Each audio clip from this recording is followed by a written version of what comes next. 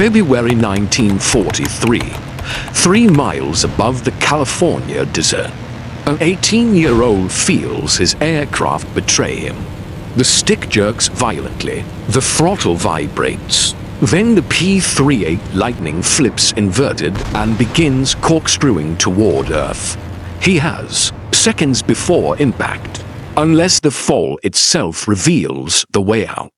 The morning air at Muroc Dry Lake carries the scent of engine oil and dust. Lines of twin fuselage fighters stand motionless on the hardpan, their contra-rotating blades clicking softly as metal contracts in the dawn chill. The Lockheed P-38 Lightning cuts an unmistakable profile across every Army Air Forces base. A twin-engine interceptor designed for high-altitude dominance. Two Allison V1710 power plants suspended on parallel booms, a center nutshell cradling the pilot and guns. Tricycle landing gear that seems borrowed from some aircraft of tomorrow. Not today. Yet men keep dying in them. Month after month, the training fatality numbers climb. The Lightning enters spins without provocation. Once the tumbling begins, every textbook procedure fails. Hold back on the stick and stomp opposite rudder. The recovery drill hammered into. Every trainee since the Great War accomplishes nothing. Sometimes it worsens the death spiral. Flight instructors issue standing orders. If the spin completes to full rotations, abandon the aircraft. Better to trust a parachute than ride the Lightning into the desert floor at terminal velocity. The war expands faster than training doctrine can evolve. Fighter assembly lines outpace pilot instruction pipelines. New aircraft arrive with flight characteristics that remain mysteries. The P-38 entered service so rapidly that portions of its performance envelope remain unexplored.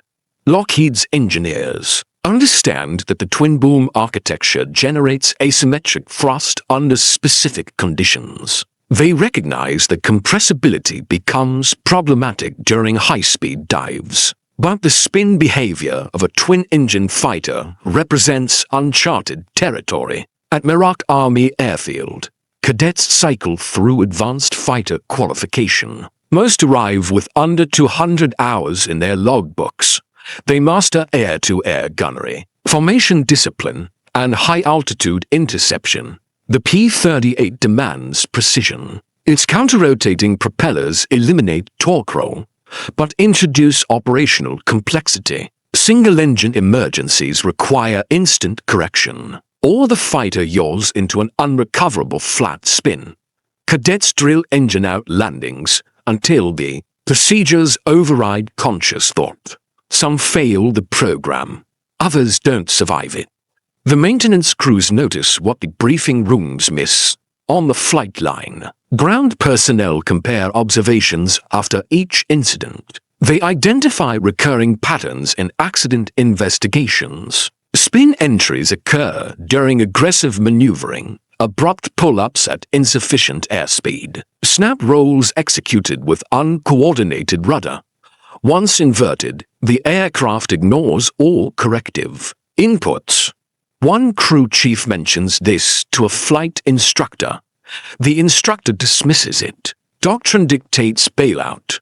Doctrine is written in physics and paid for in blood. No one questions it openly. If you want more stories like this preserved, hit like and subscribe so these men aren't lost to history. His name was Ralph Hofer, born in Salem, Missouri in 1924. A farmland kid with natural mechanical aptitude and a methodical mind. He learned tractor operation at 9, rebuilding the carburetor when it failed. By 14, he could disassemble an engine and identify misfires purely by ear. His father maintained a modest farm that weathered the Depression through careful economics and self-reliance. Ralph absorbed both traits. Academics came naturally, mathematics particularly. He approached equations as mechanical puzzles with discoverable solutions. His physics instructor remarked on his intuitive grasp of forces, friction, leverage, and momentum. Ralph didn't simply memorize formulas. He comprehended the underlying principles. When a neighbor's truck lost brake pressure, Ralph engineered a temporary hydraulic bypass using bicycle pump components and copper line. The improvised system held long enough to reach home safely. He enlisted 3 weeks after Pearl Harbor, technically underage at 17. But his birth documentation was ambiguous enough. The recruitment officer noted his lean farm-built frame and exceptional aptitude scores, and approved the paperwork. Ralph pursued aviation, not for glory, but to understand flight mechanics from within. Ground school captivated him. Aerodynamics, Bernoulli's principle. How airfoil shape generates lift through asymmetric airflow acceleration.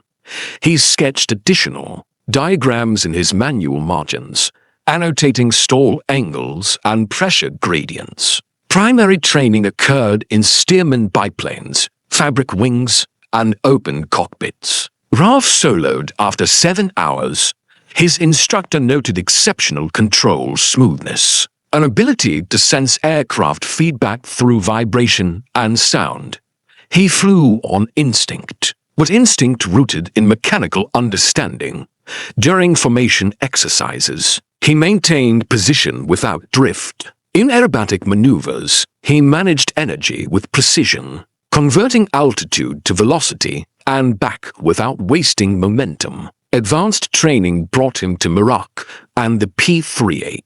The Lightning represented an entirely different category. Double the mass, double the power, double the complexity. Ralph studied it as he once studied farm machinery.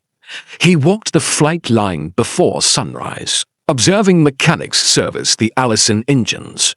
He questioned them about turbocharger function, coolant circulation, magneto timing. The crew chiefs appreciated him because he genuinely listened. Most cadets treated mechanics as invisible. Ralph understood they possessed knowledge pilots would never acquire. He flew his first P-38 sortie on a freezing January morning. The takeoff roll seemed interminable. The nose angle blocked forward visibility until the tricycle gear broke ground. Then the desert dropped away, and the twin Allisons harmonized into a steady roar. Ralph sensed the airframe's rigidity, the resistance to roll inputs at low speed. He noted the slight yaw when advancing one throttle. He internalized these responses, constructing a mental model of how the Lightning reacted across its flight envelope. But no one had prepared him for what happened when that envelope disintegrated. The problem wasn't accidental. It was architectural. The P-38's twin-boom configuration created aerodynamic asymmetries that amplified pilot errors. In single-engine fighters, spins are violent but predictable. The aircraft rotates around a vertical axis, nose down, one wing. Stalled, recovery is fundamental training. Cut power. Neutralize ailerons. Apply opposite rudder to rest rotation. Push the stick forward to break the stall. Wait for airspeed recovery, then level out. But the P-38 violated this logic. Its center of gravity positioned between two engines mounted far from the central nacelle. During a spin, one boom climbed while the other descended, creating tumbling, motion that resisted conventional inputs. The rudder lost effectiveness as airflow separated. The elevators, attached to the central nacelle, were shadowed by the spinning airframe. Standard recovery technique, opposite rudder and forward stick, sometimes intensified the problem. Pilots would apply full opposite rudder, and the aircraft would transition into an inverted flat spin. Unrecoverable. Fatal. Lockheed's engineers acknowledged it. They published handling guidance. Avoid low-speed maneuvering below 10,000 feet. Never exceed for Gs below 250 indicated airspeed. If a spin develops, Immediately retard both throttles and extend flaps if altitude permits. If recovery hasn't begun within 3 seconds, bail out. The engineers were candid. They didn't fully comprehend the spin dynamics. Wind tunnel testing suggested the twin booms generated vortex interactions that locked the aircraft into rotation. The prescribed solution was simple. Don't spin it. But combat doesn't permit that luxury. Over New Guinea and North Africa, P-38 pilots engaged Zeros and Messerschmitts in turning engagements. The Lightning possessed speed and firepower, but couldn't turn fight a Zero. Pilots who attempted it, who yanked back on the stick at insufficient airspeed to achieve firing solution, frequently entered spins. Some recovered. Many didn't. After action, reports mentioned it carefully. Aircraft lost during combat maneuvering. Cause undetermined. Witnesses described seeing the P-38 tumbling, then a smoke trail, no parachute. Training command circulated the warnings. Spin avoidance became doctrinal. Instructors drilled it relentlessly. Do not exceed the Lightning's turn envelope. Do not yank and bank at low airspeed. If you enter a spin, abandon aircraft. The plane is replaceable. You are not. Sound advice, validated by dozens of fatal accidents. But it also meant the P-38 couldn't be operated to its theoretical limits. Its turn performance was constrained by fear as much as physics.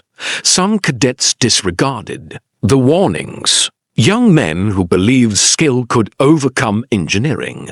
A few attempted to force their way out of spins using brute strength. Full aileron against rotation. Full throttle on one engine to create asymmetric thrust. These improvised techniques occasionally succeeded. More frequently, they didn't. Crash investigators found wreckage distributed across square miles. Impact forces so catastrophic that identification required dental records. Ralph Hofer studied the incident reports. He recognized the pattern. Spins occurred during aggressive turns, typically in the training area during simulated dogfights. Pilots pulled hard, bled airspeed, stalled one wing. The aircraft snapped inverted and commenced tumbling. Most bailed immediately, but Ralph noticed something in the survivor accounts. The handful of pilots who recovered described doing nothing. They ceased fighting the controls. They waited, and occasionally, not consistently, the Lightning stabilized itself. Ralph filed this observation away. It happened on a Tuesday.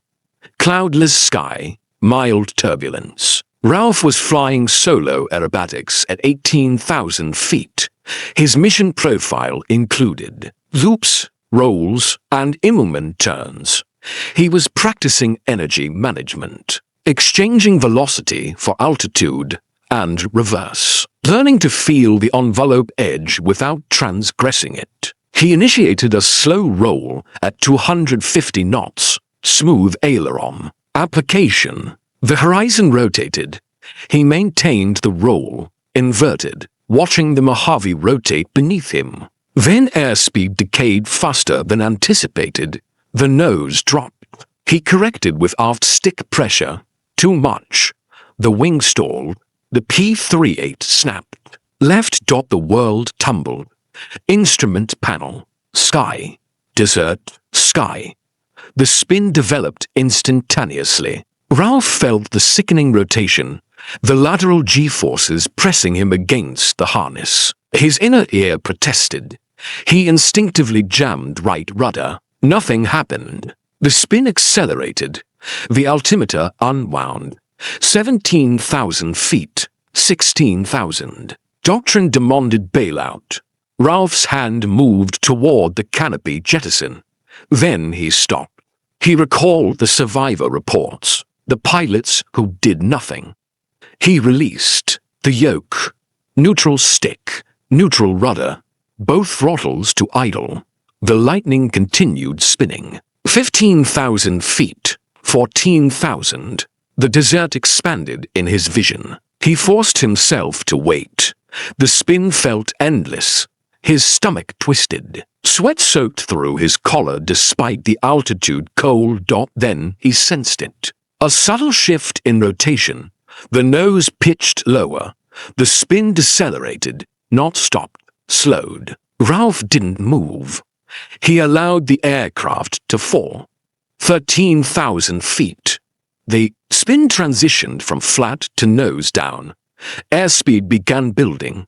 The rudder regained authority. Ralph applied gentle opposite rudder.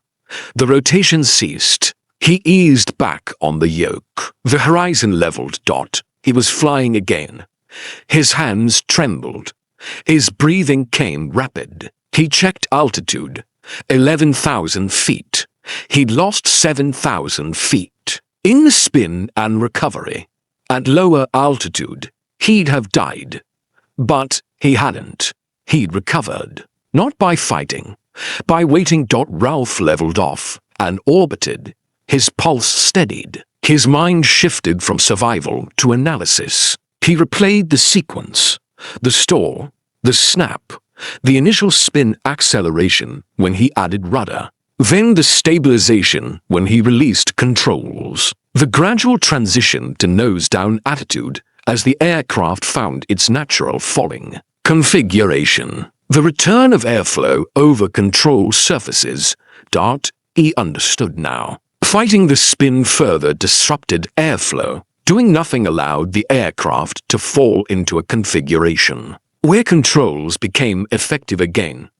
He didn't report it immediately. He needed certainty. Doctrine existed for valid reasons. One survival could be chance. So he climbed back to altitude and repeated it. Deliberately stalled the aircraft into a spin. Neutral controls. Idle throttles. Wait. The spin developed. He fell. 15 seconds. 20. Then the nose dropped. Airspeed built. Rudder authority returned. He recovered again. Ralph landed and remained in the cockpit momentarily. Crew chiefs approached. Concerned. He nodded reassurance. He signed off the aircraft and walked to operations. He didn't mention the spins. Not yet. He needed to understand why it worked before informing anyone. Over 2 weeks, Ralph tested his theory. On every solo flight, he varied altitude, airspeed, and spin entry technique. He entered spins from slow rolls, from snap turns, from accelerated stalls. Every time, he followed identical procedure. Release controls, let the aircraft fall. Wait for aerodynamic transition, then recover gently. It worked every time. Recovery altitude varied. Sometimes 3,000 feet loss, sometimes 6. But the Lightning always recovered. He began understanding the logic. The P-38's twin-boom design made it aerodynamically unstable in spins. But that instability was the solution. The aircraft didn't want to spin. It wanted to fall nose down, engines forward, into clean airflow, fighting the spin with opposite rudder or asymmetric thrust interrupted the transition. The controls themselves were obstacles. Neutralizing them allowed the airframe's natural tendency to reassert. Counterintuitive. Every instinct demanded fight, but the solution was surrender. Ralph also discovered something additional. In moments before recovery, the P-38 rotated slowly enough that he could control exit heading. A slight rudder nudge, just as airspeed built, would swing the nose left or right. He practiced it. Enter spin. Wait for transition. Nudge rudder. Exit 90 degrees off entry heading. Then 180. He was weaponizing the spin as a tactical maneuver. He mentioned it casually to another cadet during flight line conversation. The cadet stared at him incredulously. You're deliberately spinning a P-38. Ralph shrugged. I'm recovering from spins. There's a difference. The cadet departed, but a crew chief overheard. The crew chief informed an instructor. The instructor Summoned Ralph. The meeting was tense. The instructor, a captain with North African combat experience, listened without interruption. Ralph explained the technique. Neutral controls, idle power, wait for nose drop, gentle recovery. The captain frowned. That contradicts every spin recovery procedure in the manual. Ralph nodded. I know, but it works. The captain asked if Ralph had documented anything. Ralph shook his head. I've been testing it. I wanted certainty before reporting. The captain ordered him to cease immediately. Deliberate spins violated training protocols. If Ralph wanted to pursue this, he needed proper channels. Write a report. Submit to the chief flight instructor. Let test pilots evaluate. Ralph agreed. But he didn't stop flying. And he didn't stop testing. He wrote the report over 3 nights. He included entry conditions, spin characteristics, recovery procedures, altitude loss data. He drew diagrams, illustrating control inputs and aircraft attitude throughout the sequence. He noted that neutral controls permitted the P-38 to transition from flat spin to nose-down spiral, restoring airflow over rudder and elevator. He calculated average recovery, altitudes and recommended minimum safe altitude for attempting the technique. He kept the tone factual, clinical, no drama, just observations and data. The chief flight instructor reviewed it, then forwarded it to Lockheed's test pilot liaison at Muroc. The test pilot, a civilian named Milo Basham, requested a meeting with Ralph. They sat in a briefing room, the report between them. Basham asked Ralph to detail the procedure step by step. Ralph complied. Basham questioned variations, different spin directions, inverted entries, engine out scenarios. Ralph answered each with precision. Basham sat back. You've been doing this solo at altitude without chase plane or safety observer. Ralph nodded. Yes, sir. Basham didn't smile. You're either exceptionally brave or exceptionally foolish. Possibly both. But if you're correct, this could save lives. Basham arranged a demonstration flight. Ralph would fly with an experienced test pilot, in chase at altitude over the dry lake. If Ralph's technique worked, they'd document it. If it failed, the chase pilot would confirm when Ralph bailed out. Ralph agreed. The flight was scheduled for March 9th. The morning arrived cold and clear. Ralph pre-flighted the P-38 with extra care. He verified control surface movement, confirmed fuel loads, tested throttle response. Basham briefed him on radio procedures and abort criteria. If anything felt wrong, bail out. Don't be heroic. Ralph nodded. He strapped in the Allisons. Coughed to life, he taxied out, chase plane following. They climbed to 20,000 feet. Ralph radioed that he was beginning the test. Basham acknowledged. Ralph reduced power, pulled back on the yoke. The lightning stalled. He kicked left rudder. The spin began. The horizon spun once, twice. He released controls, idle throttles. He fell. The spin continued. 10 seconds, 15. His heartbeat thundered in his ears. Then the nose dropped. Airflow returned. He added gentle opposite rudder. The spin stopped. He recovered level. Basham's voice crackled over the radio. Clean recovery. Again. Ralph repeated it. Right hand spin this time. Same procedure. Same result. Then a third. Entering from inverted flight. Each time, the P-38 recovered. Each time, Basham confirmed. After the 5th spin, Basham called it. That's sufficient. Bring it home. Ralph descended, hands steady, mind clear. He'd proven it. Lockheed issued a technical bulletin within 2 weeks. It didn't mention Ralph by name.